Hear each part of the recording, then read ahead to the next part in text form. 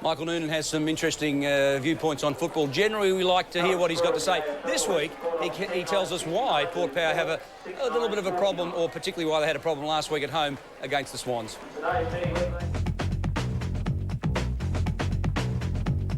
Well, we're now halfway through the AFL season, and on Saturday night, I witnessed an interesting phenomenon that takes place normally 10 to 12 games into a season, and that's called a psychological factor or a psychological slowdown. It was very noticeable even from early in the game that Port Adelaide were just off the pace a little bit, especially in their decision making. They couldn't find the body with the ball, they made mistakes. I think even at one stage young Brownie left the ball behind when he put it down on the ground to bounce it.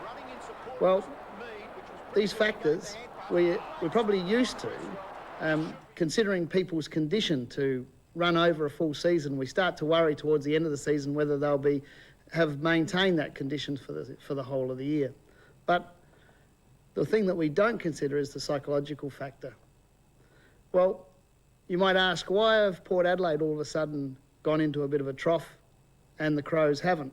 Well, over the last 7 or 8 weeks, there's been an enormous emotional wave running through the whole of the state and following Port Adelaide and its progress.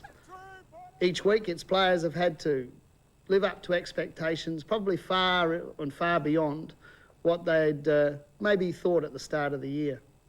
And this has taken its toll. The Crows, on the other hand, well, they've just been motoring along out of the spotlight, playing football to the best of their ability, and I guess not having that same emotional drain. Well, how long does this last?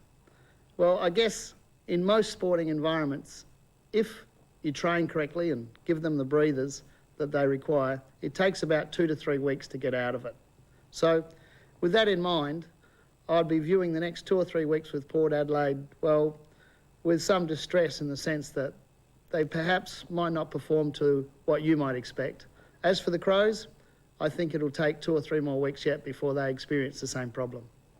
You just wonder whether the Crows will have that psychological letdown. How important, Glenn, is the psychology of football? I mean, the Power did have a great win the previous week against Carlton. Yep. They really just didn't fire at all last week against the Swans. No, I have to admit, I was, this time last week, I was singing the virtues of Port Power, and, they lost the edge last week, and it was a real surprise to me to see the way the Sydney Swans were able to really muscle their way into the game. I think Port Power are a great night team, and I think last Saturday night was one they didn't anticipate losing at all. No, well, maybe we'd all got a little bit carried away as well, as we see some of the footage there with the Power last Friday night. He was good, got 3. Yeah, he was. Look, I think they were serviceable, but a surprise to all of us was the way the Swans muscled their way into the game. And, I mean, much has been said during the week about whether Jack Carr was outcoached by Rodney Eade. What's your opinion? On last Friday night, you'd have to say yes, but, and then you come along and what you were talking about a moment ago in terms of attitudes, and the Swans really had to win that, otherwise their season was right under threat, and they played accordingly. Well, you talk about our coaching, but Port's game really is hard at the ball and play it on quickly. Last week they weren't hard at the ball, it's got to be said. They did seem to as though they were just psychologically let down after the game against Carlton. Yeah, I thought, David, that maybe it was the shortest kicking Port Adelaide side I'd seen for a long time, and that's not the earmark of or hallmark of a Jack Cale side. They normally kick long, and they certainly didn't do it last Friday. What about this week? Western Bulldogs. Western Bulldogs sit top of the ladder. It's an important clash. It's an away clash, and you've got to put up a good showing when you go away. And really, you just worry about their ability to jump over the top of Western Bulldogs the way they're playing. Well, I think that one of the things, though, we've all learnt over the years is to beware of the Magpie when they come back. And I know it's a new footy club and all of that, but there's still a lot of the tradition has been passed on to this new Port Power outfit, and I'll be very surprised if they don't come back very hard. Well, who are you tipping, Western Bulldogs or the Power? Oh, look, I think the Power's form was just so good before, and I find it hard to believe that the Bulldogs have been as fantastic as what they've been, but my head says the Bulldogs, my heart says the Power. Fair enough. So we go down to the boundary line. Mark Nayley, Rob Popplestone join us. Fellas, you fancy perhaps the Western Bulldogs, or do you like the Power?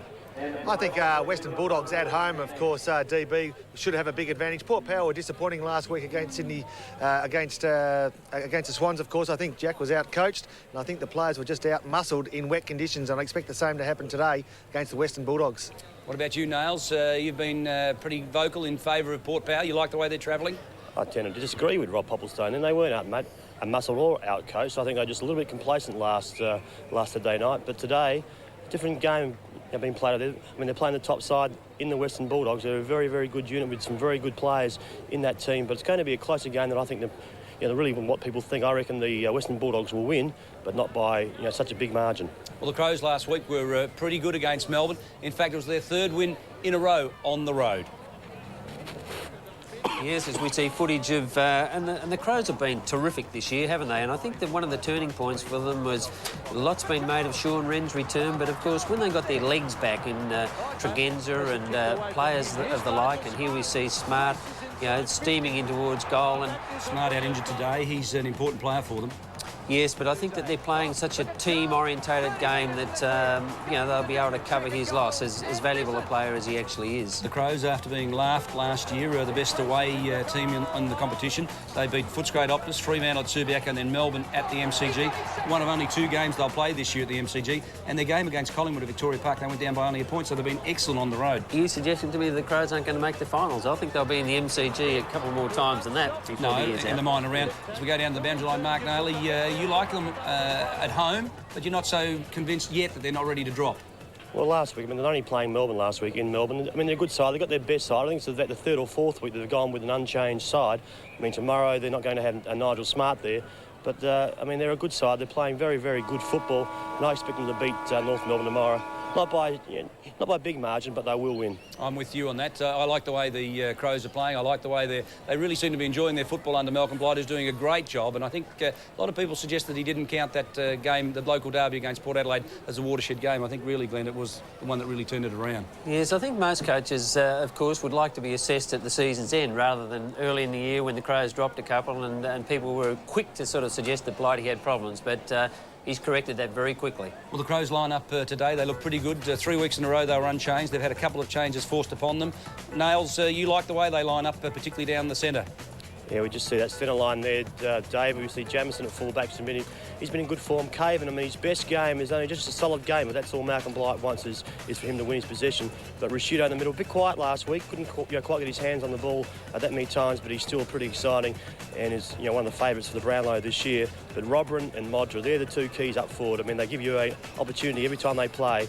They either mark it or they get it to the ground level. But those young players around them, in Vardy and Edwards, and also Liptak. But the bloke in the pocket, mate, Big Ren, he is coming together. But you have to say at the moment, they're going along very, very nicely. But as we said, they've got their best unit. OK, Smart's out tomorrow, but they can cover his loss. Well, that's the question. Rob Popplestone and I spoke earlier. Peter Caven playing at centre half back. If in fact Wayne Carey plays, and there is some doubt, and he's not named there in that side he's got him on the interchange bench. Certainly, if he plays, Rob, he'll line up at centre half forward, Wayne Carey. Look, he will. There's no question about that. I don't think you'd waste putting a class player on the bench, but certainly if Carey does play, Caven's in all sorts of trouble. I don't think he's a key position, player's bootlace, to be quite honest. He's a good, solid player, and if he makes a good, solid effort and wins his position, I think that's the best you can hope for. Looking through that North Melbourne side, they look pretty strong, and there's the laydown isn't there for Adelaide Crows tomorrow at Football Park. North Melbourne are going to serve it right up to them. Sell-out crowd expected. Last year's premiers against the Crows. We'll really get a chance, Glenn, to see how far the Crows have come. Yeah, well, North Melbourne, they're the measuring stick. I don't think any club gets an easy game against North Melbourne, but it's how can you go against the Crows in their current form? It's impossible to do. It'll be a tough game, but I'd have to be going for the Crows. Wayne Carey out 11 weeks. Now, normally a shoulder dislocation and a reconstruction is 16 weeks. That's what the medical people tell us is about right. He's only been 11 weeks. If he rests tomorrow, he gets through the state weekend. He's 13 weeks by the time he comes back. Would you rest him? If he's ready to play, you play him. And it's as simple as that. It's a professional game, and Dennis Pagan, above all, wouldn't risk his trump card in this game if he wasn't ready. It's an important game. Don't worry about that. This is a vital game for North Melbourne. So we go down to the boundary line. Mark, interesting week for you. You've changed a few things, or you want to change a few things around local SANFL footy. Yeah, I've been watching it pretty closely this year, Dave, and I'm just finding that a little bit of unevenness in this competition between the top side and also the sides just out of the 5.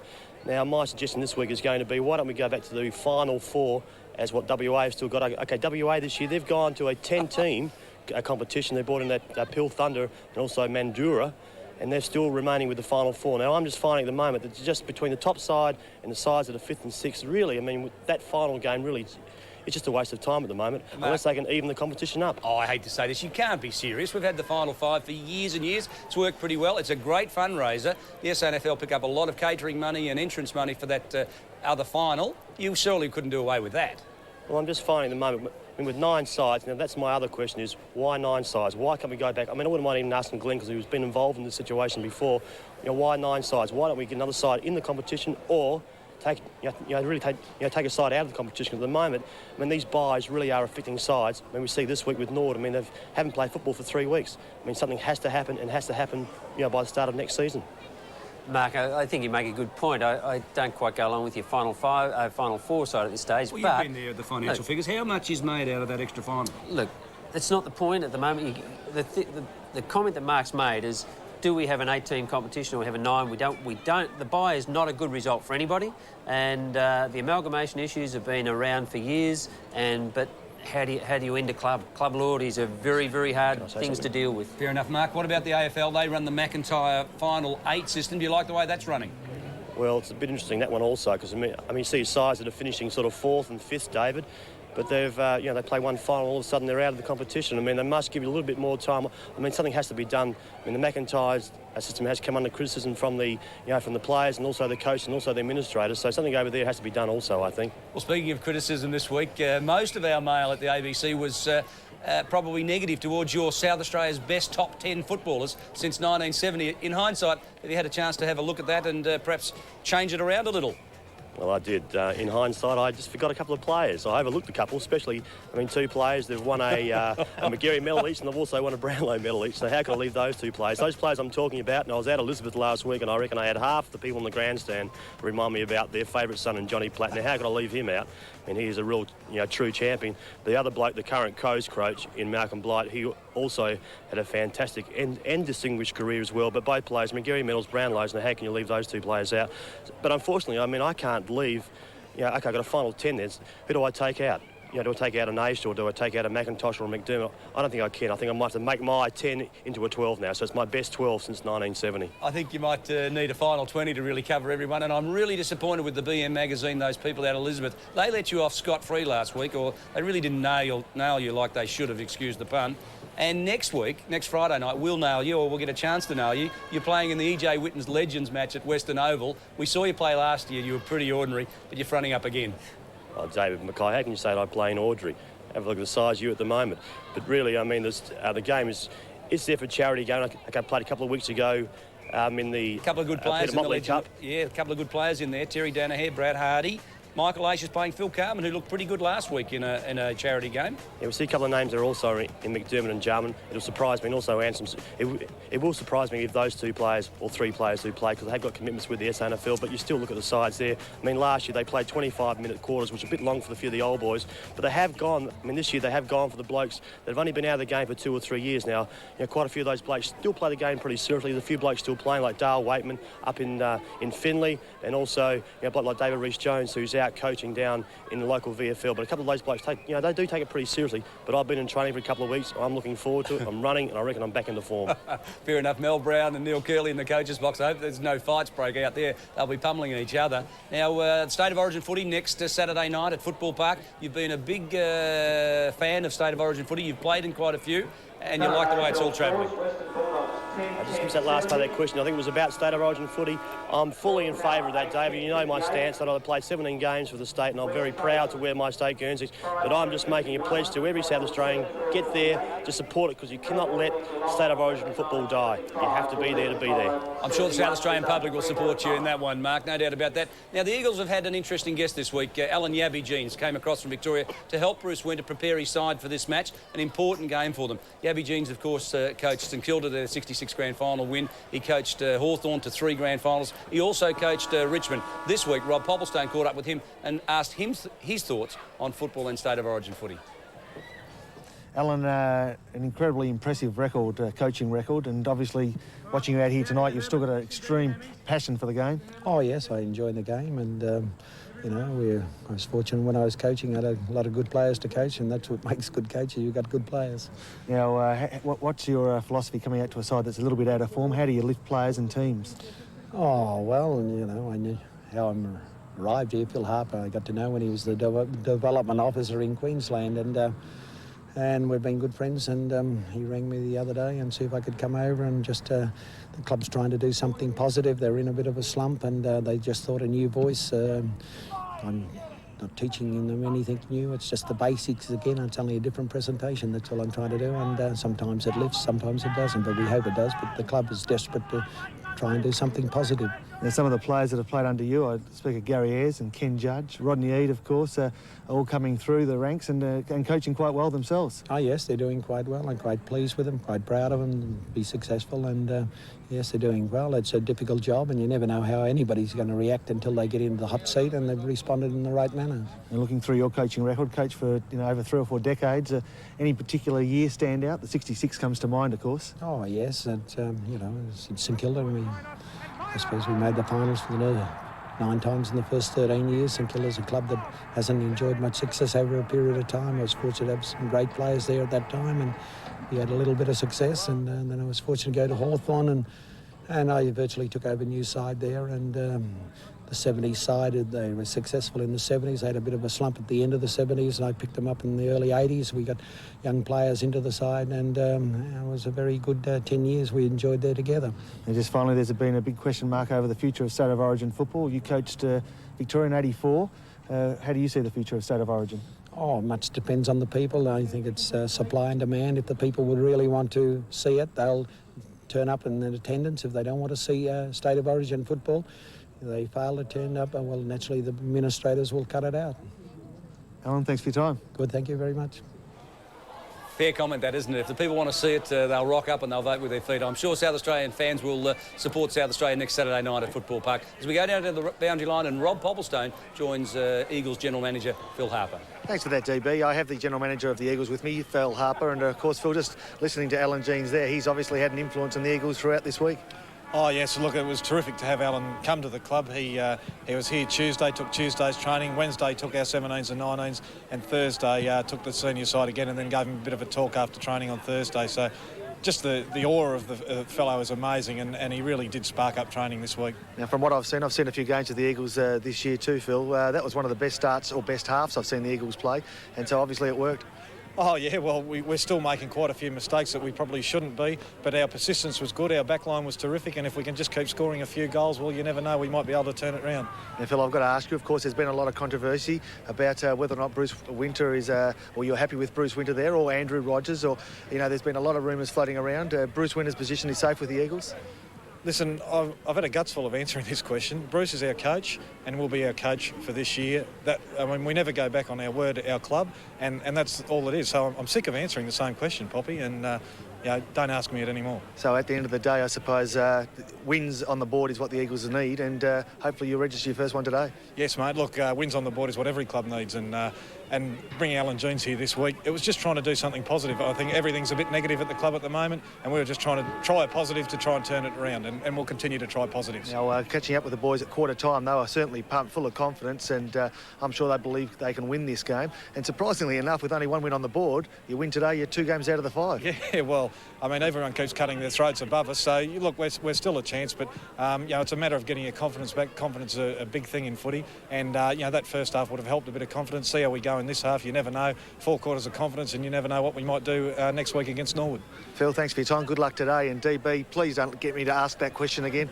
Now, Robbie, I'm not going to ask you that question again, but you did talk to me beforehand, and you said there was some talk around town. Do you want to share any of that with us? Well, look, as I mentioned to Phil, and now that Phil's off camera, I can have a quick word to you.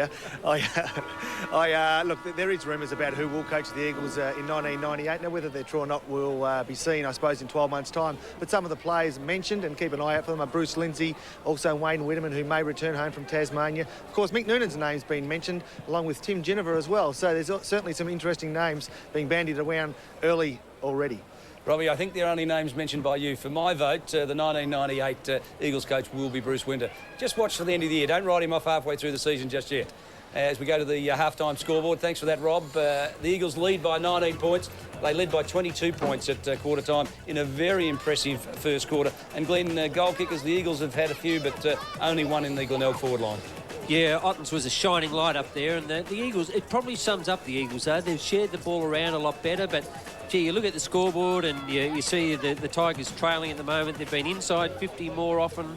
They've had twice the number of centre breaks and more free kicks, and yet they trail by 3 goals. And I think it's just efficiency of the, as Mark highlighted in the call, it's just the efficiency of the use of the footy with the Eagles. It's got their noses in front at half-time. Would you suggest that the Eagles are overusing the ball, particularly in that second quarter?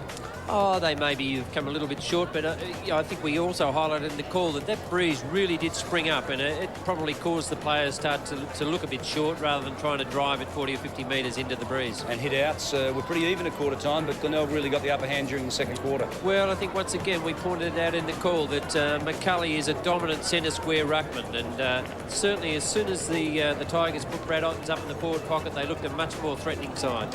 Well, Dean Caldo did kick 3 goals in the reserves. They've had nobody else in their forward line at all. No, haven't had a decent forward on the scoreboard, and lots of players have had bad luck. James West, of course, is out at Norwood, but I think he's the last fella to maybe top 50 goals. I think he kicked 49. And, fair enough. The third quarter underway here at Glenelg Oval. Your commentators, Mark Noley and Glenn Elliott. Once again, which are the big fellas and Wiggins up against McCulley. Kluzak into the middle, gets his first kick out of there. As far as Pays. Good mark, strong mark out in front, Andrew Pays. It was a top grab, wasn't it? Right under pressure. Pays to play in front, especially when kicks come out that quickly. So Pays goes forward. He's long and strong on the back as Neiman. He'll take this. He does. And a strong mark taken by the big fella and David Neiman.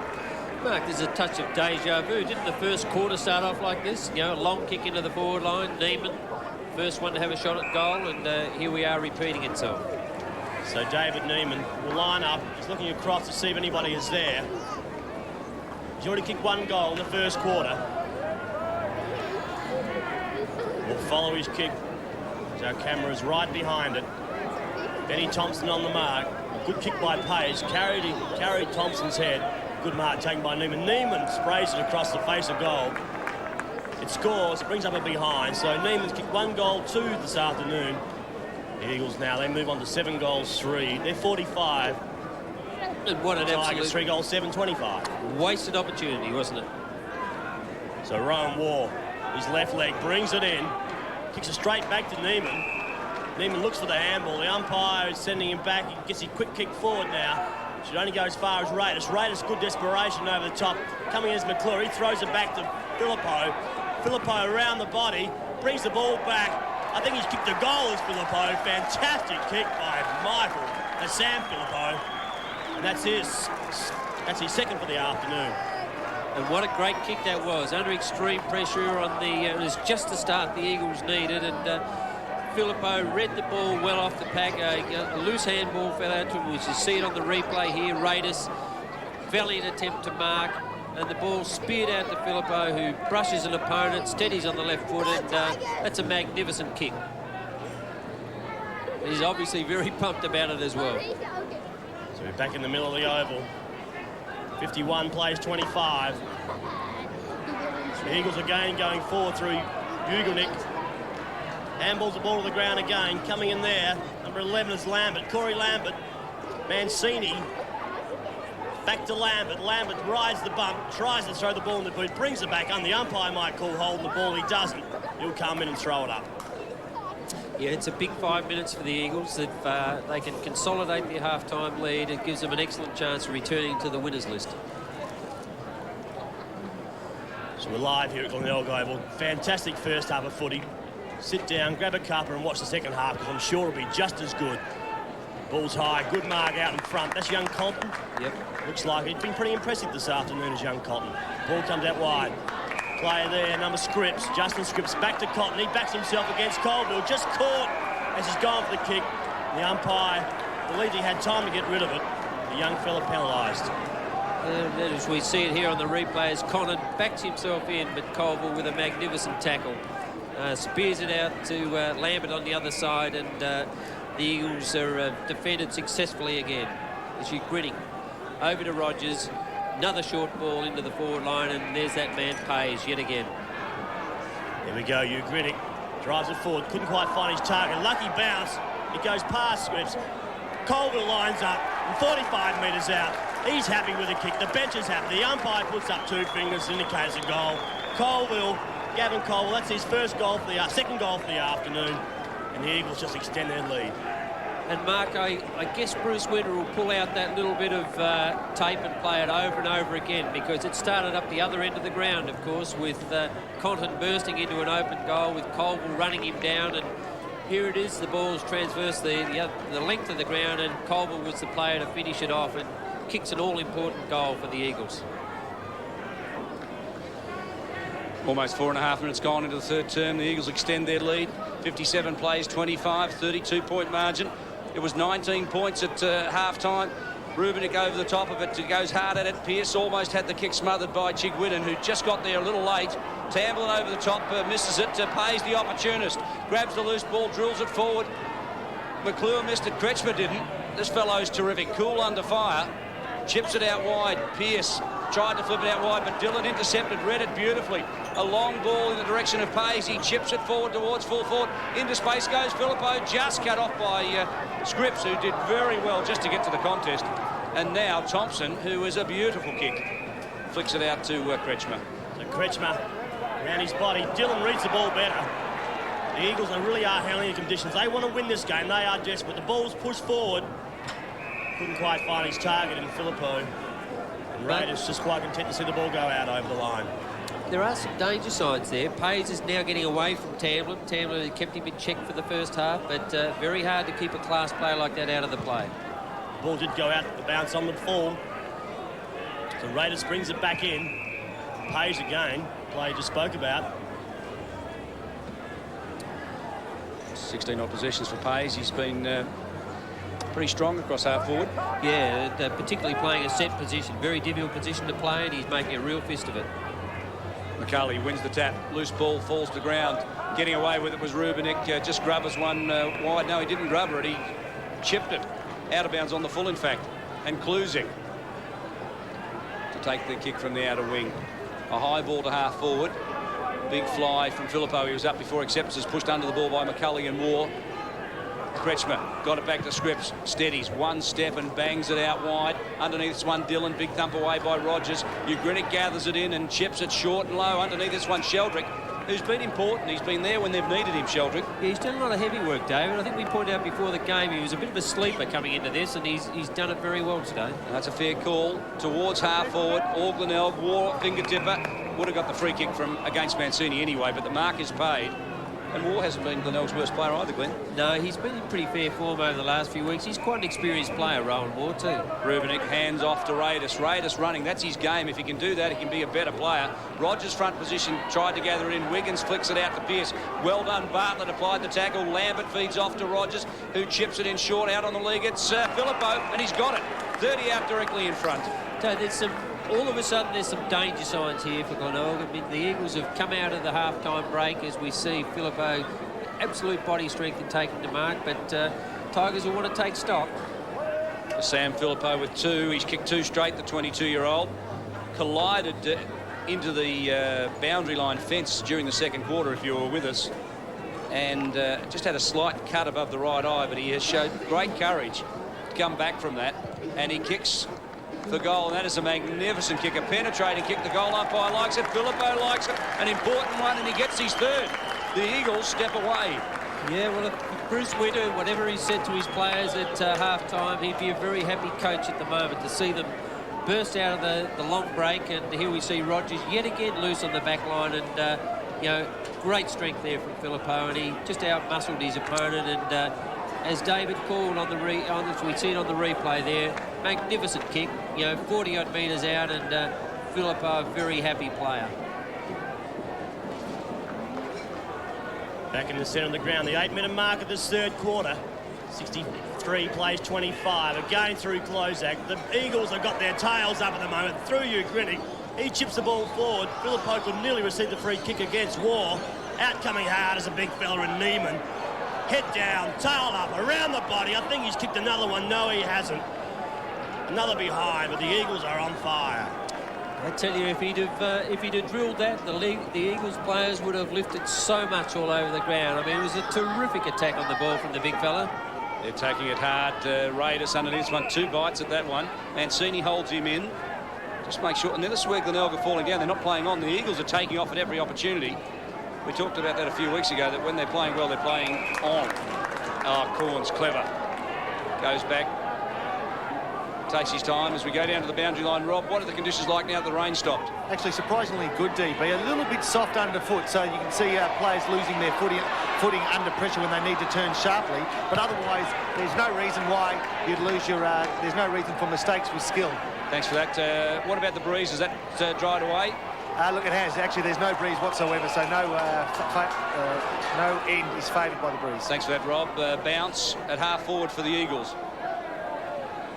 25 plays 64. Well, what a blowout. 9.5 minutes into the third term, and the Eagles have just seized the initiative. Tasker, claimed by Sheldrick, gets the kick away. A hurried one forward. Lambert fights hard for it. Ottens feeds it out to Rubenik, who in turn has Raiders running. A high ball to half forward. Underneath this one, Wiggins. Front position trying to mark was Rubrate. Dillon almost got through. Kennedy off to Rogers, and in turn Lambert steps away out of the middle. Lambert goes forward, finds Mancini. He couldn't quite take it. Got support out wide by Ugrinic. Ugrinic will go long and strong towards the goal mouth. At the back of it's Neiman. Puts his hands up and the ball goes through to bring up another behind. So the Eagles now move on to 65 points at a 40-point margin over the Glenelg, who are 25. From behind, that's Thompson. He plays on to himself. It's the ball out wide. Good work by the big fella once again. That's Wiggins just threw himself. Neiman. That's Neiman, sorry. You can see there, the big fella and Neiman just pushed himself. Very similar to the big fella and Wiggins. Just a couple of numbers out. Might have been given a challenge today. Neiman Glenn, he's really fired up. Well, he's a player that when he switched on, he's a vital player. As Lambert spears it into the forward line, and is that Pays again? What a class act under pressure. Tamlin will have nightmares. Yeah, as we've seen on the replay, I mean, that is experience, strength, 200-game veteran, just a great Eagles player. It's a little bit of class too, Glenn, isn't it? Oh, yeah, absolutely. But look, just while he lines up, all of a sudden the Eagles have got the first 4 centre bounce clearances, and that's showing right on the scoreboard now as the experienced veteran spears another one. He gets his second. Bayes has been terrific. 14 kicks, 3 handballs, and Tamlin's had the job of tagging him all of this first 2.5 quarters.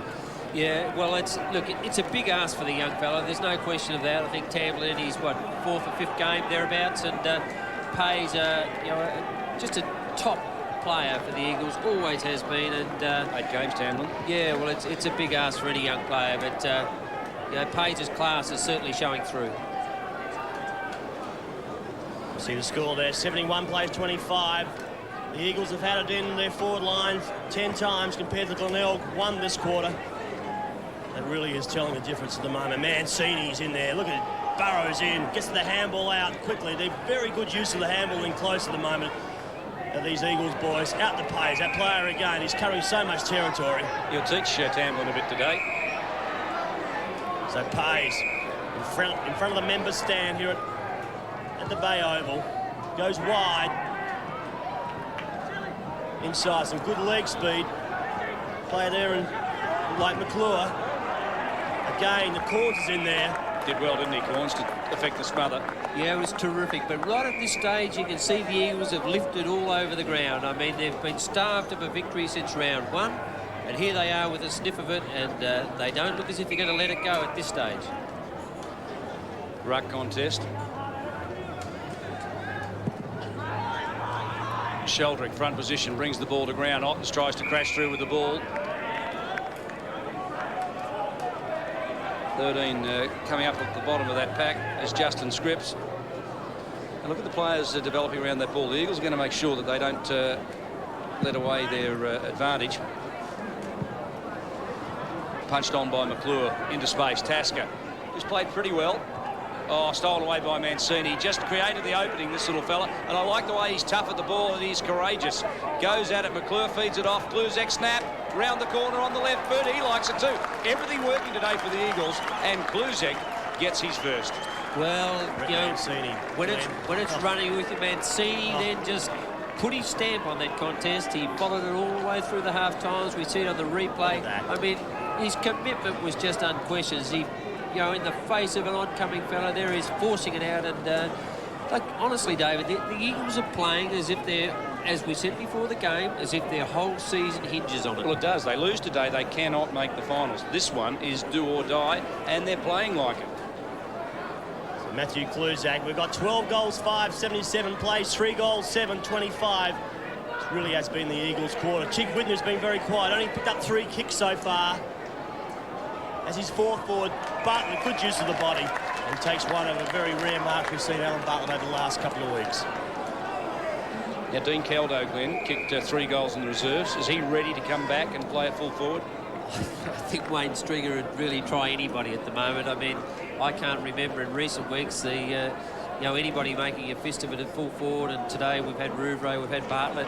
I'm sure he'd be willing to take the chance as long as Caldo pulls up all right.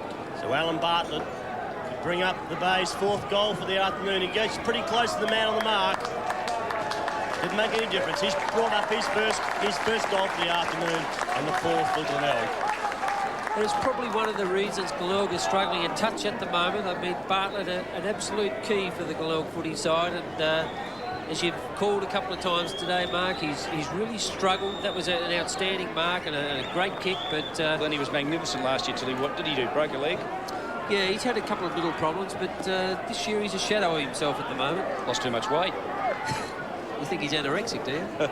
Well, he hasn't got that bulk and size about him that I think was part of his power game. He seems to me to have thinned down too much. I mean, you're pretty close to the action here. Tell me, am I right or wrong?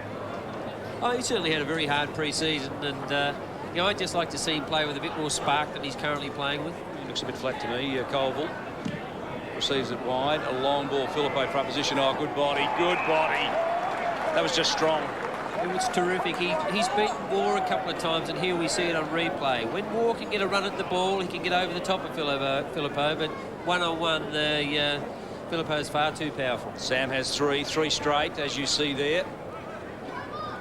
Had a stint with Footscray, came back a shadow of himself, the player that went away. It really did hurt his psyche, but I'm told that the last couple of weeks he's been playing with the same level of confidence as before he went away, and he certainly looks like it today, and he has been hard at the ball. Wayward kick just off to the right, searching for distance, and it's his first point for the afternoon. He's got 3-1. Yeah, well, that's the difference in the sides at the moment. Up forward, the Eagles have a focal point. Up forward, Glenelg don't at this point. Tasker drives the ball back in. The back is Ottens up against Neiman. Just grabbed him as he went down. Ottens first to recover.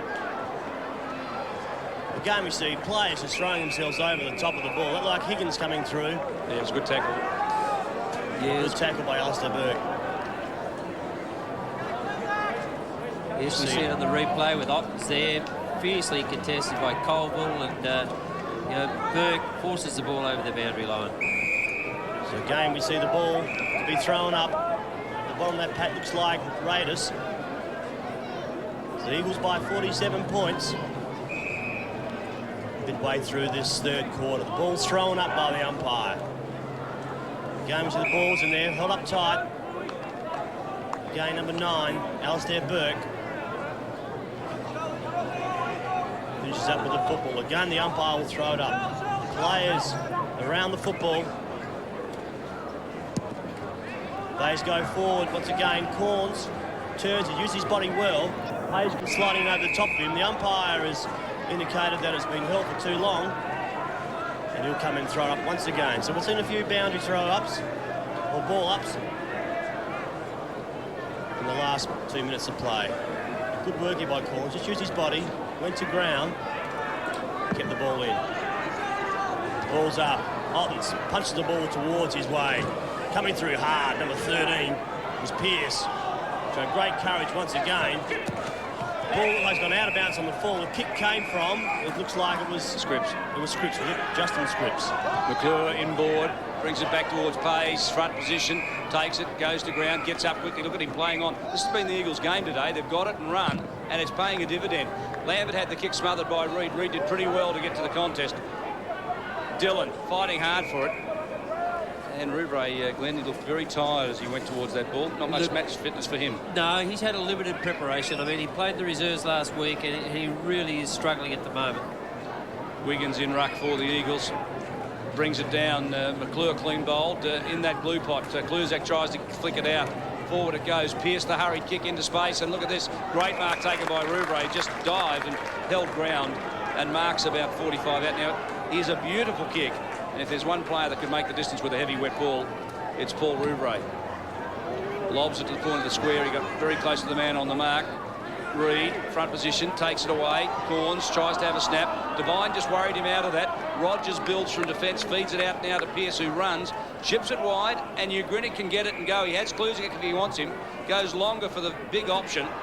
And Dillon streaks away on the outer wing, blasts it towards the half-forward zone, and there's Phillippo again. Hasn't he been the bogeyman this quarter? Well, Glenelg. he's just there, isn't he? I mean, he every time he presents himself, and here we see him on a long lead, and for a big fellow to get down low and take the mark like that is just a great effort. But once again, it started back there with Rogers, found the loose ball, fed it out wide. Too loose, too easy. Phillippo, who has 2 goals this quarter, will kick towards goal from 55 out as he takes the kick. I suspect he'll lob it right in the square and look for somebody to take a big grab. Big mark. Oh, it's there, and it's Higgins, a little fella. Beat all the big guys. What exciting, what an exciting catch in the middle of the pack. I mean, everybody set themselves, and here we see it come in from Phillippo.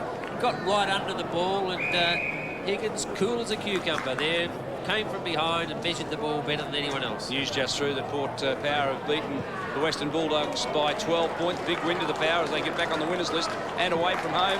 Higgins gets his first. Well, you spoke about him early in the game, David, as being a player that Bruce Winter has great confidence in, and if that's a measure of his abilities, we see a replay of it again. And this is a great mark for a little fellow, and measured it perfectly. If you see Otten's coming over the top, for a little fellow 5'10" or so to be able to mark in that company, it's a great effort. I think that's all. He's 176. What's that, about 5'9"? I'm in the foot and inches days, David. Okay. All right. Eagles, 84 points. Play Glenelg, 31. We're back in the middle. 6 goals to the Eagles this quarter. Only the solitary goal to the Bays. What can the Stringer brothers do? Cheek Whidden, he has to fire. He's got to get moving. Coming out hard. The Eagles blokes are just so desperate. They're hard at the football. They're using it better. Support is there. They're running in numbers. Again, we see them come forward through Pearce. Pays. Crossed that. Umpire's indicated free kick.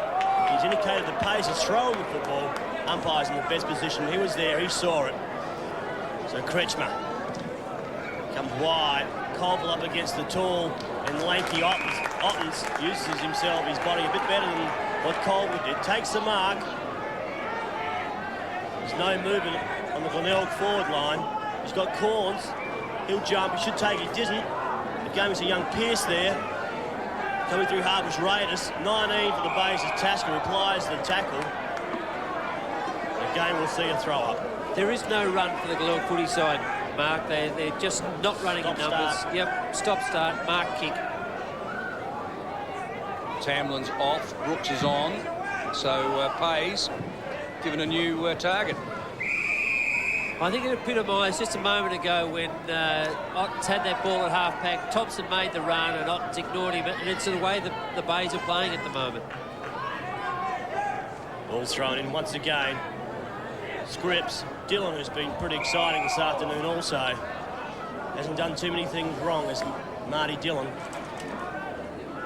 So Neiman and Ruck up against, like Rouvray will go for it. Neiman too strong, too tall.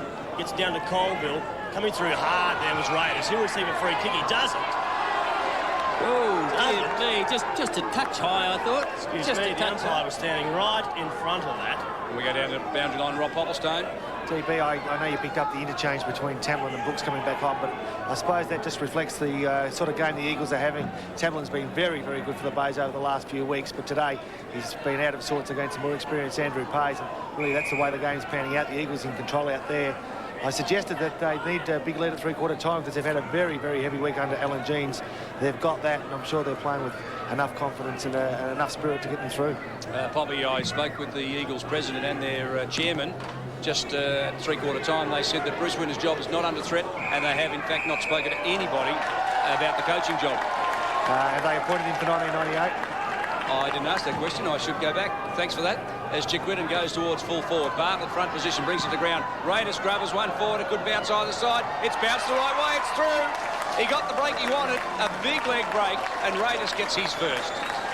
Yes, he could get himself a quick visit to England with a leg break like that, but look, it just may be the little sniff that the Tigers need to get back into the game, and they struggle, as we see it on replay here, with Chiquitten driving into centre-half forward, and I think it's Raiders who burst through the pack and actually turns it at right angles. What a magnificent leg break it is, and through for a goal. Back in the middle of the ground again. 24-minute mark. It's third quarter, 84 plays 37. Bays need another one. It's back to that player who just kicked the last goal in Raiders. He's worked very hard today, very tight. Chiquitten should clean this pack up. He does. He goes forward. Got movement from Bartlett. That's the way, the direction he goes. Bartlett throws himself across the face of the ball. Dillon got support by Hall. Bartlett gives chase. With him also is Lambert. Ball goes out of bounds on the full. What a valuable player today, Dillon. He just seems to have been there mopping up everything. Ball comes inside. This is young Pearce. Got the runners. Again, number 5 is Higgins. He goes out wide at Colville. Has support. Good work. Devine back to Colville. Colville sets it up for Filippo. Filippo couldn't quite get away from Rowan Moore on that occasion. The ball's punched out over the boundary line. Gee, that confidence is that little quality that everybody looks for in footy. The difference between these two sides today is simply that. The ball's thrown in. Again, Ottens gets his hand to the ball first. Down there is Kretschmer. Back to Raiders. Back to Rubinick. Rubinick around his body. Corns will have the leap from behind. 3 deep.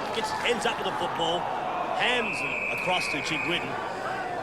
Couldn't quite keep it in. Yeah, it was a great attack, and we see young Chad Corns there, son of Graham, and great attack on the footy, and couldn't quite rope it in. Ball again thrown in. Ottens back to Tasker. It's like Kluzak goes further back to Pearce. Pearce overruns it. Back again, the player in Devine.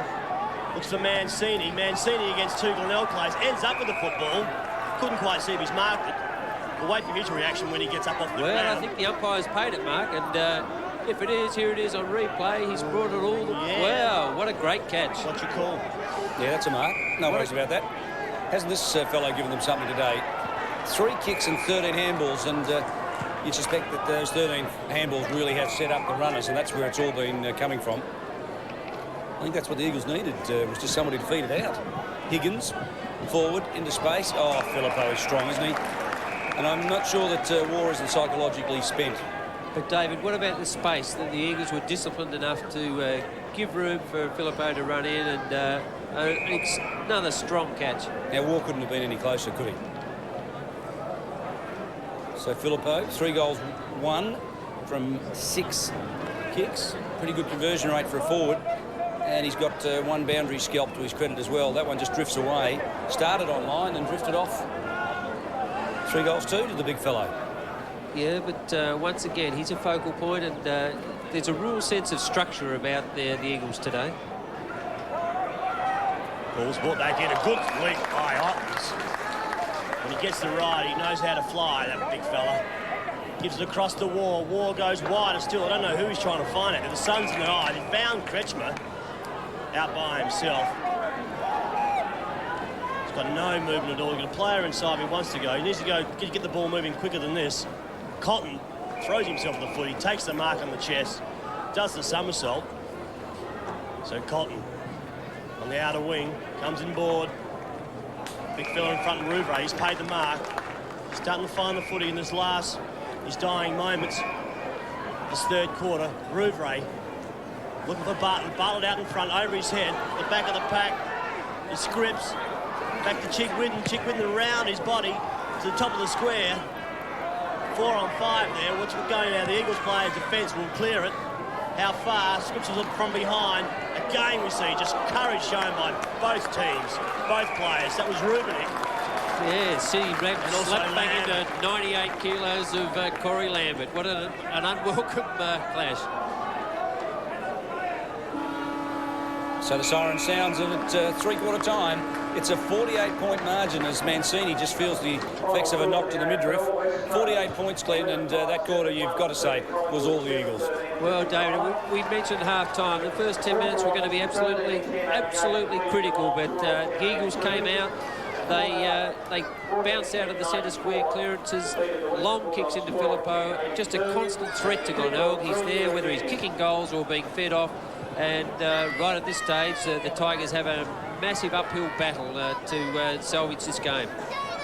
So the masses pour on there onto Glenelg, able to hear their coaches, to smell their players' liniment here at three-quarter time. Glenelg, 5 goals, 7-37. No trail the Eagles, 13 goals, 7-85. And you're seeing all the action live here on ABC Sport.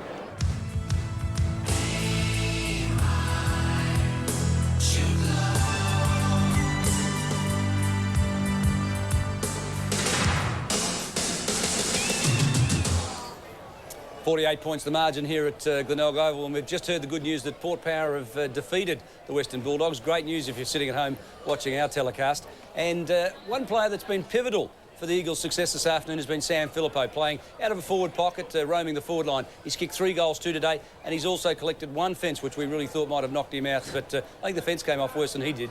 At three-quarter time, we profile Sam Filippo.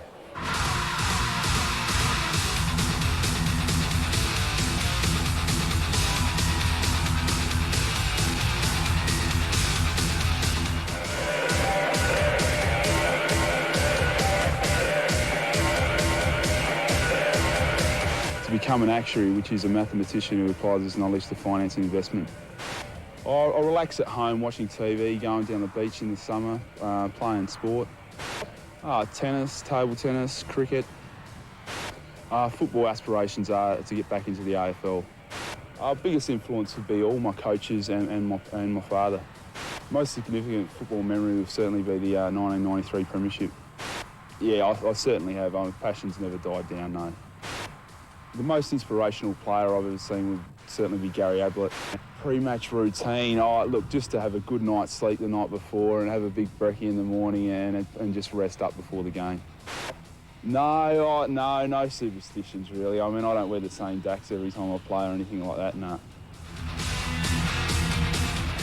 Well, his dad, Peter Filippo, was a great Eagle skipper back in the late 70s, early 80s. A hard player. And I think his sons have inherited some of those nasty old genes. Hard as nails, the Filippo family. As you'll see in this highlight package, as Sam Filippo hits the fence and comes out fighting. Bang. There it is. And he goes straight into the fence. And that just shows the commitment to the ball that he had. He didn't realise that fence was that close. Came up holding his head. There was a slight cut. And he's got up and kicked 2 great goals in the third quarter. Have a look at this. That's a big goal, and he likes that. Marks strongly, goes back and belts him through. So Filippo was probably the man of the moment during the third quarter. Culver was pretty reasonable. Finds the space, finds the ball, and then straightens up and kicks a beautiful goal. Mancini was just terrific here. He crashes in. Thompson comes at him, holds him into the contest, but Mancini's still good enough to get it out. McClure in turn to Kluzak on the left boot, and he snaps it through also.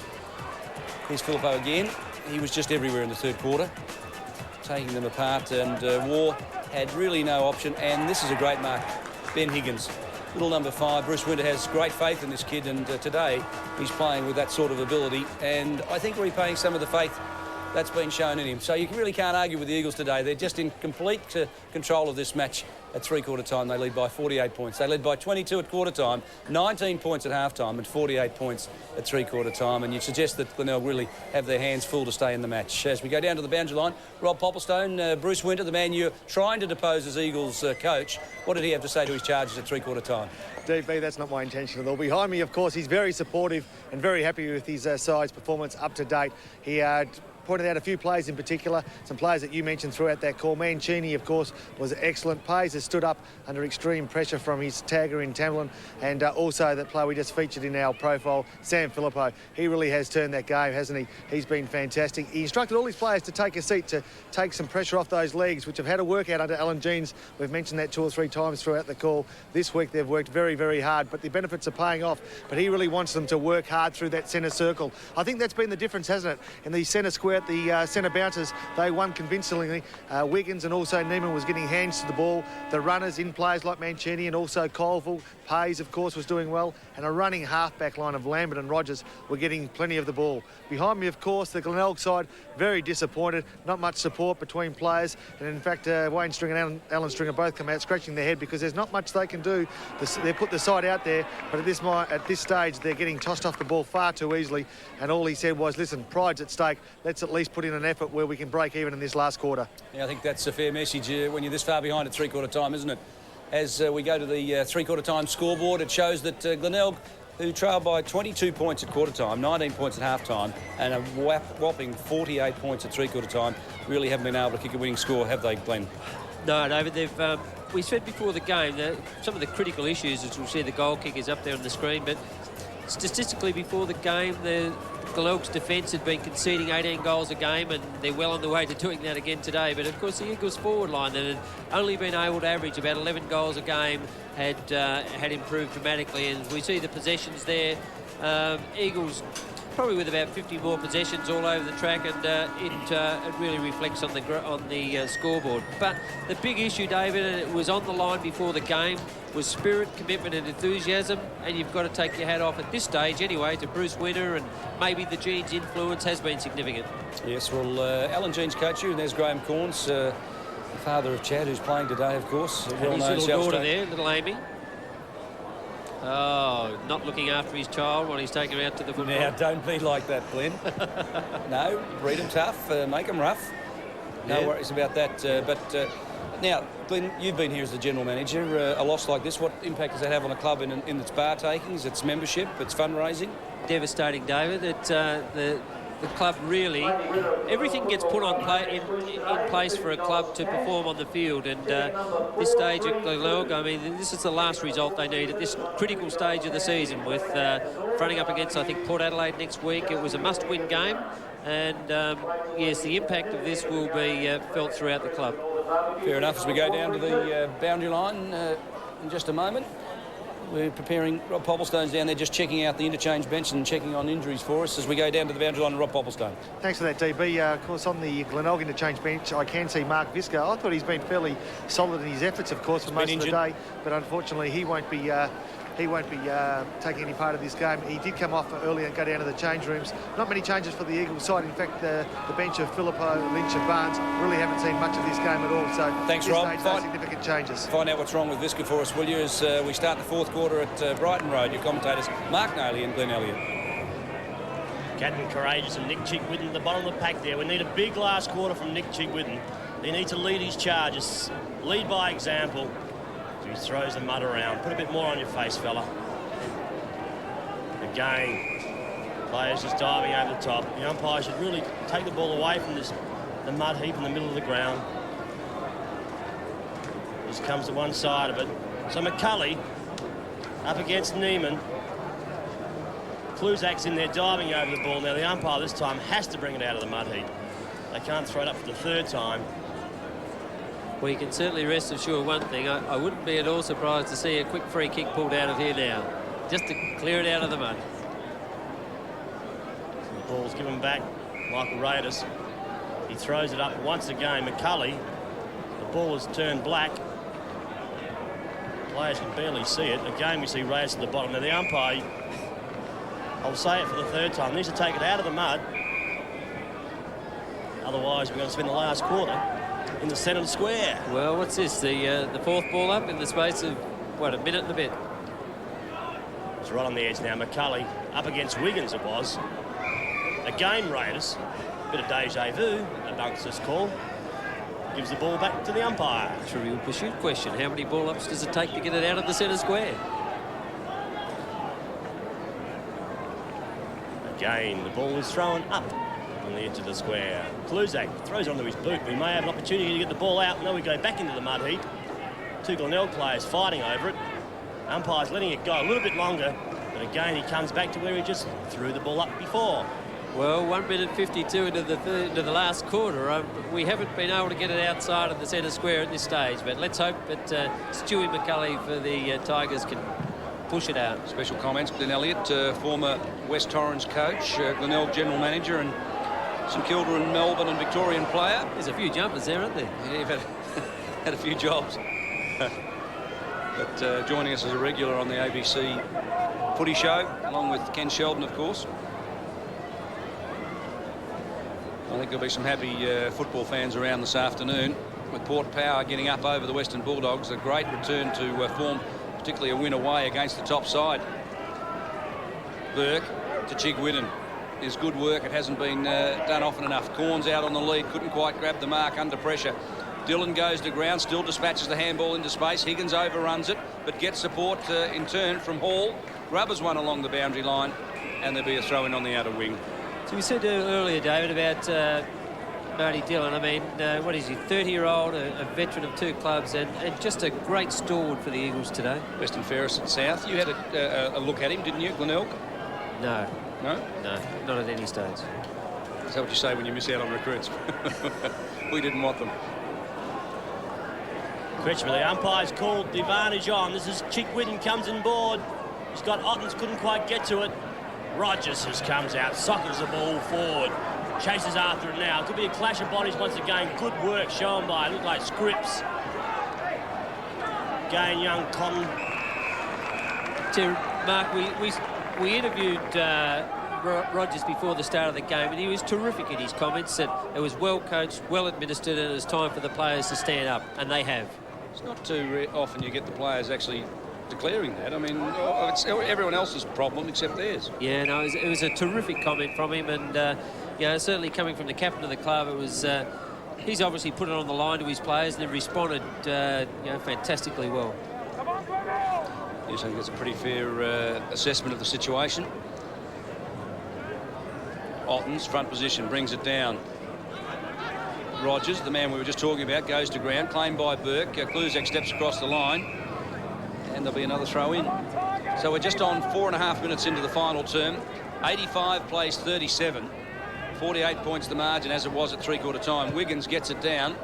Kick away was Pearce to Ugrinik, out of bounds on the full, that one. No questioning that one. Yeah, well, I think he attempted to grab it along the ground, but miscalculated by about 10 metres, I think. He's been pretty reasonable today, Ugrinik. Yeah, he's got good pace, hasn't he? Chigwidden points it up towards centre half forward. Big pack flies. Loose ball falls. Smart it was, getting it out to Brooks over the top. Held his position pretty well. Pearce thumped it down into space. McCulley needs support, gets it. Well done, Colville. Thumped it forward, but Cotton was first man there. Read it nicely. Now Mancini, I like what he's done today. He's been at the bottom of every pack. So's Rubinik, claimed high. Yep, that's a free. No worries about that. Cop one right on the ear and picks up the free in the middle. On the ear, and he's holding his nose. No, that's Ugrinik. Oh. Free kick's going to Rubinik, Mark. Don't ridicule me like that. I wouldn't do that. This is Kretschmer. Looks out wide. With the lead on there. Bartlett. Does look trim. Too trim. Yes, he's certainly been a valuable, an extremely valuable player to the Glenelg Football Club over the years. Might be just a little bit outside of his distance. He goes back, he punches the ball forward. And kicks it out of bounce on the full. Glenn, I've been a big fan of Bartlett's, but this year would probably be his worst year in elite footy? Yeah, well, so far it is, David. I mean, he just seems to be playing without that little spark that we were all accustomed to seeing. He's a robust type player. He's and he just, tough, isn't he, normally? Yeah, normally he's he sets the benchmark for Glenelg, but too many players down today. I mean, Thompson sat in the back pocket all day, and you know, we haven't sort of seen him on top as we see a big Neiman, is it? That's Wiggins has taken a catch. Again, they go forward. Dillon won't kick this ball in. There's a player down.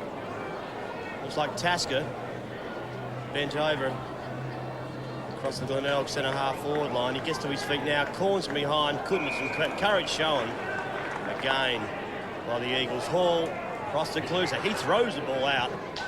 Players coming through. That was Kennedy. They've gone wide again. They're prepared to slow this game down, push it towards the boundary lines. They realise this game is just about won. We've only played around about 6 minutes into this first quarter.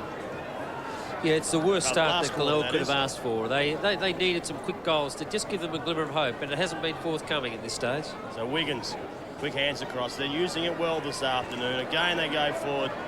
They'll back themselves. They go for a bounce. Forward it comes again. Thompson takes it. You saw Filippo, who's got a new opponent in this last quarter, and that is Thompson. So Thompson with his left leg, kicks it high. Good leap from behind. That was Ugrinnik. Glenelg got a chance here now through Chick Whitten. Bit slow with getting the ball to his boot. That's a Glenelg player, and down on the boundary line, Rob Popplestone. We'll see one of the few interchanges to be made for the Eagles side today. In a moment, Lynch will come on, and Marty Dillon, who's worked tirelessly for the Eagles, will have a rest on the bench. So again, they go forward, the Eagles. The back Chiggy, he's just really has done it hard this afternoon. He's had his 15, 16 possessions, 20 possessions, 15 possessions had Nick Whitten. But not the impact that we're accustomed to seeing him have. I mean, he's battled hard. That you couldn't say he's been at the top of his form today. McCulley down to Burke. Burke, they really are doing it hard at the moment, the Tigers. They've got the numbers and support there, but the Eagles are working very hard on the defensive style of their game. Some good work done there. The young fella, like Pearce, just got pushed off it as he kicked it, and the ball's out of bounds. So the ball will come back in. Number 13 for the Eagles is Adam Pearce. The back pocket play. He's got a player inside. That's McClure, the long sleeve jumper. McClure comes around his body at the back of the pack. The game is like scripts. He gives the handball across back to Pearce. Pearce is collared by the Eagles defence. In there again is Dillon. He dives back on. Good second effort shown by Marty Dillon. Yeah, what fantastic tackling there from the Eagles. I mean, it epitomised their right from the earliest stages of this game. They really, as we see Adrian Battison having a chat to John Sneebickler there, but now that's the new general manager of Glenelg, is that right, on the left of screen? Yes, he's the frown on the forehead is starting to develop, and I can certainly relate to that. When does he take over, Glenn? He starts in the first week in July, I think. I just noticed there was a pad, little folder sitting in front of John Sneebickler. What's he doing these days, Glenn? Well, he might have been taking notes on both sides. We hear all sorts of comments about coaches, but no, he does a little bit of work for Port Power, I think. He'd be a good coach too, Sneebickler. And now, he was considered, wasn't he? We're here. And at South? Yes, he's always been a very well-credentialed coach, John, and did a good job here at Glenelg, and certainly well regarded by all at the club. But as Dwayne Kretschmer boots it into the centre. Thanks, Glenn, for that. Ugrinnik paddles it forward. Colville dives on top of it. It was almost a throw, but it looked all right, said the umpire. Lambert feeds it off to Mancini. Look at this. Filippo can just stroll into the goals. Bang, that's 4. And he likes it too. Actually, this is a great show of confidence by Filippo, because he has been down for a year or so, and it's great to see the emotion coming back into his game, and he seems to be enjoying his football again. Dave, we've spoken about it time and time and time again. Every coach, as we see it here on the replay, Colville, great desperation. But the confidence with which the Eagles are playing with today is probably something that Bruce Witt has been looking for about 8 to 10 weeks, I guess. And to see a player, you know, really excited about what he's been able to achieve is terrific. And no doubt it gives his players up the field great confidence as well. 54-point margin, the 10.5-minute mark of this last quarter. McCulley up against Neiman. Coming forward. That was the first score by both sides in this last quarter. Rogers comes out of his left boot. Just gives Colville a chance to run onto it. Colville's got it this time. He's got support the running players alongside him. Good work shown there by Pearce. As we go down to the boundary line, Rob Popplestone. DB, you mentioned Sam Philippou in tremendous form. Well, Mike Philippou, his brother, will come on for his first run of the afternoon. Coming off just at this moment is big Jeff Wiggins for the Eagles. Fantastic, Rob. Thanks for that. Wiggins goes to the bunker. He's been solid around the ground. Lambert fights hard over the top of it. Now coming through Bartlett, feeds it out to Kretschmer. In turn has Scripps on the left boot. That's his natural foot, looking for Corns. Oh, but great work underneath that one, Jake Lynch. And that showed great courage. There's not much of him either, but he can run, and his skills are beautiful as he finds Pays, who plays on quickly. Hasn't he had a purple patch today? Been a great game by Pays. Kluzek dipped out. Raidis had the kick smothered. Kennedy flicks it out to Lynch, who's covered plenty of ground to come down the field. Forward it goes. Kluzek, they are still running, the Eagles. They look good when they do this. McClure short. Sheldrick needs support. Can go for goal. That's exactly what he does. He kicked one from here earlier, and he remembers. Take two. It was an action replay of his earlier goal, and he gets his second for the afternoon. He has been instrumental for the Eagles today. Yes, well, we spoke about him before the game, and he's been terrific. And look, the Eagles just the bullocking work, isn't it? Yeah, the Eagles can do no wrong. I mean, when you see them shoot, you know, their accuracy today, 15-7, inclement conditions. I mean, everything that the Eagles would have hoped for has come to fruition for them. Conversely, for Glenelg, everything that you know, they attempted early days in that second quarter has just fallen sour. 60-point margin. Neiman up against McCulley. The Eagles again go forward. Good spoil. Page reads the ball beautifully. Gives it a chance now. War comes out strong. He was there with Philippou. Handballs it over the top. They're trying to get out of this Glenelg. They're trying to just keep going to the end. That was Brooks. Go to McCulley. Back to Kretschmer. Back to Tasker. First option. He goes forward this time. He's got Corns out in front. Hall takes it. He has the support. The Eagles can do no wrong this afternoon. The ball has bounced their way for sure. Players have just come on. David Barnes gets his first touch for the afternoon. So Barnes down the line. He's got the running Divine. But good work by young Corns to spoil the mark. Poppy, what do you have for us? Well, you picked it up just quickly there. Barnesy, of course, coming off the bench for the Eagles, and coming off the ground for the Eagles is James McClure. So again, Cotton. Good work. Oh, and he might have injured himself too. That player there was Justin Scripps in a bit of pain. Again, Raidis has worked very hard this afternoon. We'll receive the free. He's been head down all afternoon. He'll have to be behind the Glenelg best players. Player down behind Phil. You can see there on screen. There's Scripps. Justin Scripps. He's done a knee.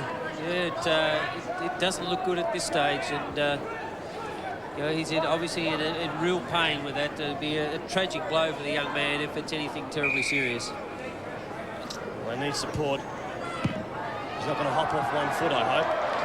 Well, I think, Mark, you know, that kick from Raiders just epitomises Glenelg's play for the day, doesn't it? Take a set kick from out of bounds on the full and promptly popped it straight up into the grandstand.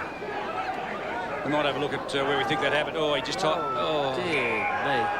Yeah, twisted caught under the Eagle opponent, and certainly has hyperextended the knee. There's no question about that. Let's hope there's not serious damage as Pearce goes through the 50-metre line, lobs it long towards the goal square, fingertips it by Divine, and it's hit the post as well. So a point. Well, nothing but nothing can go right. It was a promising move into the forward line, and Pearce finished it off well, but unluckily hit the post. Out of defence, Divine over the top. Rogers running. Ugrinik gets support.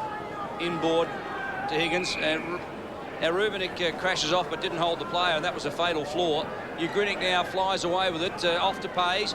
Pays tagged, gets it away to Ugrinik over the top. They're just doing as they like with handball, the Eagles. This is a training run now. Lambert to Mancini, who comes out of the 50-metre square, lifts the eyes, goes towards Philippou. A little push on Thompson. It's a free kick, and we go down to the boundary line, and Rob Popplestone. DB, that injury for Justin Scripps, at the very least, would be a hyperextended right knee. Let's hope that's all it is, because I'd hate to see, you know, any cruciate or anterior ligament damage, but he's certainly in a little bit of pain as they're working on obviously first getting his boot off and then treating the knee. Yeah, we won't know till he cools down, of course. Mancini, the Eagles have been tough at it. Their tackling today has been exceptional. Every time a Bay player has got near it, they're gang tackled. We see the Eagles go forward again through Barnes, the player who just came on. Colville should kick a goal here. He takes one high, plays on, will come back to take his kick. He's done pretty well today, Mark. Has a couple. He's a tough little nuggety player. Good work rate. Fiery red hair. You can't miss him when he's out there. 18 possessions. And wasn't he terrific in that first quarter? He lined up initially on Mark Visca, ran Visca off his legs, and here it is at the end of the game, going as strongly now as he was early in the game itself. He's enjoyed his football this afternoon. Nice smile on his face. As Gavin Colville goes back, he's kicked his third for the afternoon as Gavin Colville. The Eagles just extend their lead. Yes, well, there's no way back from here in today's game for the Tigers. Unfortunately, the game was bolted as Conville converted then after a kick from a promising young player in Barnes, the son of the Port Power doctor, Peter Barnes, former West Torrens player, of course. Look at those kicks. The Eagles are just kicking it around, and they're in control in the air as well with marks and handballs. You'd suspect on a wet day that maybe they've even overdone that a little bit. 38 plays 103. 17 and a half minutes into the final term. Kluzek gets it out of the middle. The Eagles go into their 50-metre zone for their 43rd time, by the way, and the Tigers have had it in their 50-metre zone 41 times. So the conversion rate by the Eagles has been much better. As Thompson comes out, the kick is pinpoint accuracy to Ottens.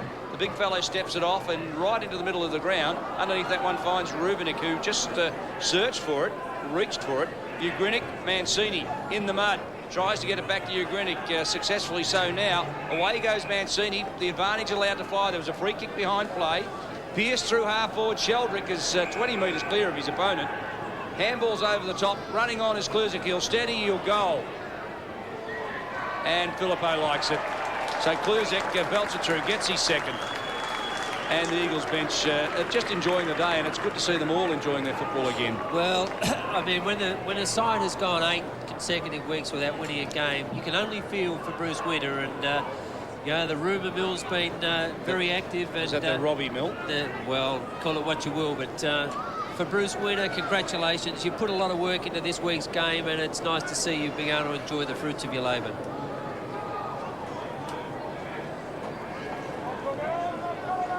.71 margin here at Brighton Road. With me in commentary, David Mackay and Glenn Elliott giving us special comments. Mancini again comes out. He has been a little terrier this afternoon. Ball goes forward. This is young Barnes. Barnes over the top to the running Lynch. Lynch will go wide. He comes back inside looking for a player from the lead, which came from Filippo. He's taken high and received the free kick. That's the younger Filippo. That's Michael Filippo. Yes, I'm sure there'll be a proud father out there at the moment, seeing the two boys out there. The thing is, Glenn, there's another one in the wings making his way up too.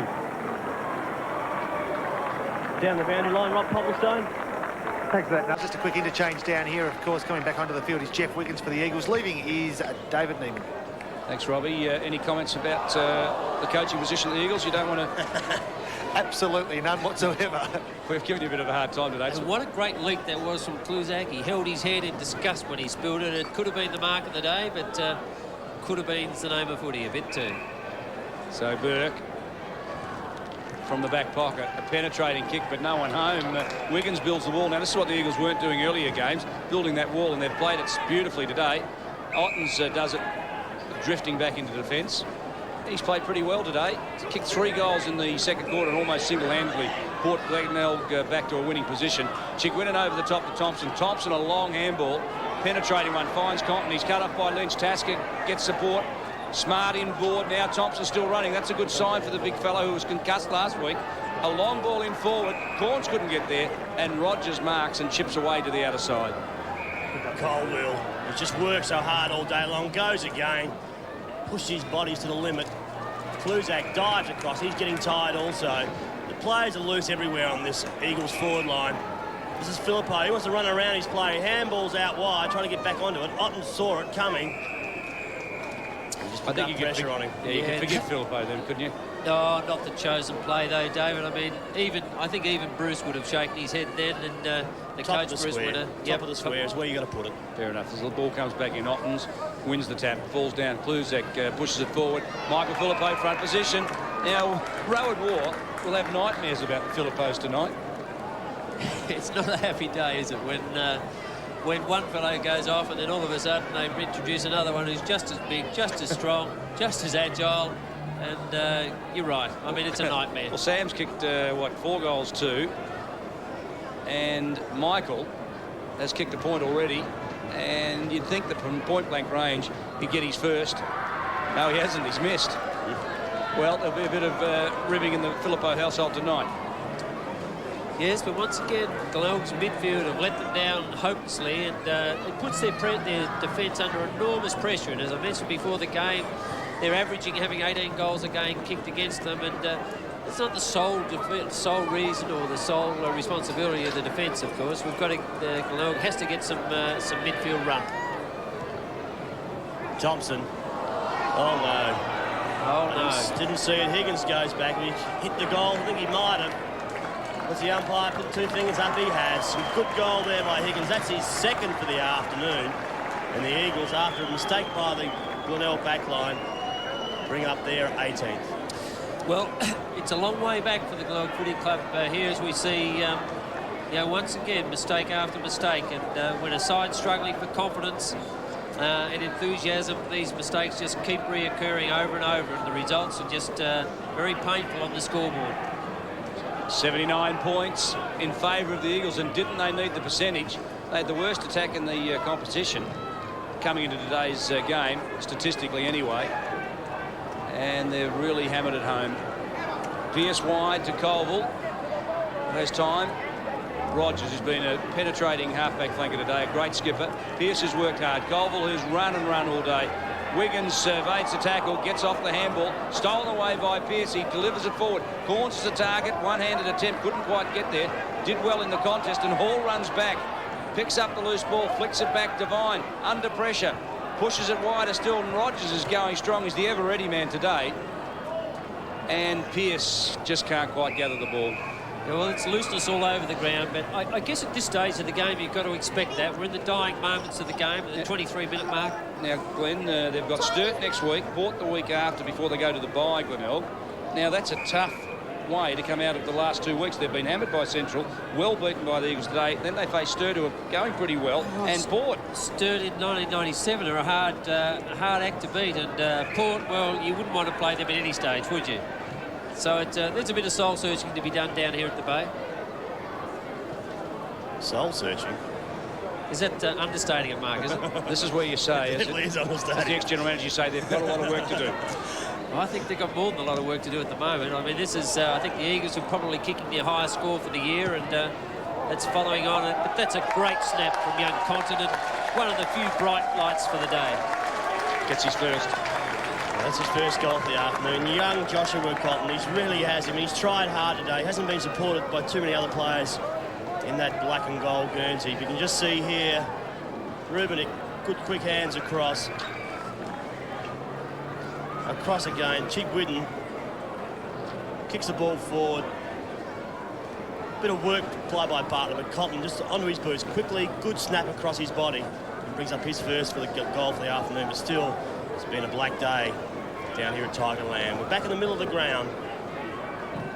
117 versus 44. Again, he goes forward. Corns tries to use his body against the back line. McCulley holding off. Corns again needs support. Cotton again can sneak another one in. He doesn't.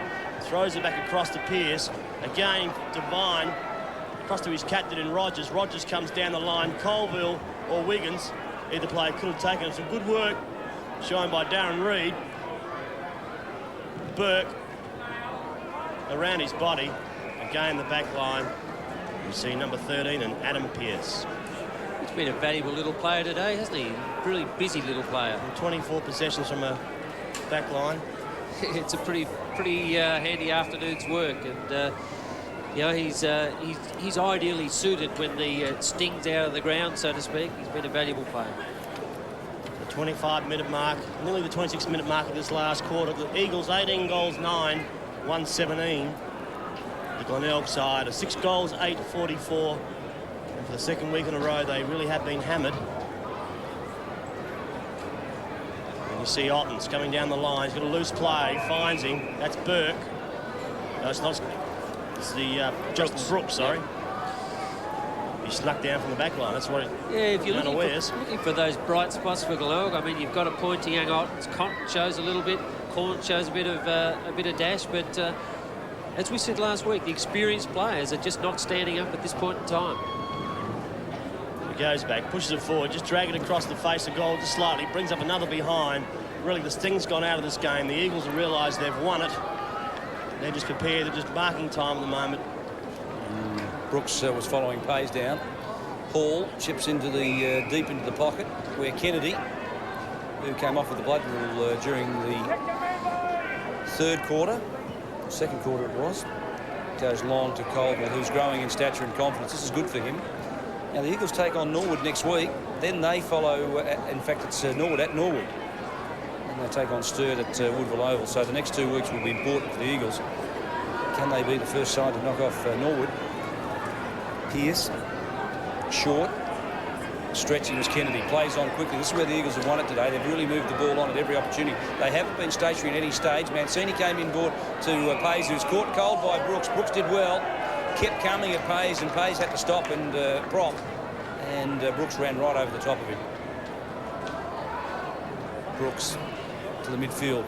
Compton, who really has impressed me today. Then I like the way he goes about his footy. Yeah, he's a very clever little player, David. Got a great future, but gee, it's been once again for 2 weeks in a row, too little from too few, isn't it? Chick Whitten back at the side today. Needed the run, you'd suspect. War, who's had a nightmare in defence, goes forward into attack. A long ball towards the goal square, but that's the sort of day poor old Rowan's got. He's a pretty fair footballer, but you just have those days, and he's having one today. Yeah, it's not one of his more memorable games, but he's certainly been in pretty fair form in recent weeks. But you know, for Glenelg, it's back to the drawing board again, as the Eagles had to do this last week, and look, I'm sure Wayne Stringer and the boys will salvage something from the season.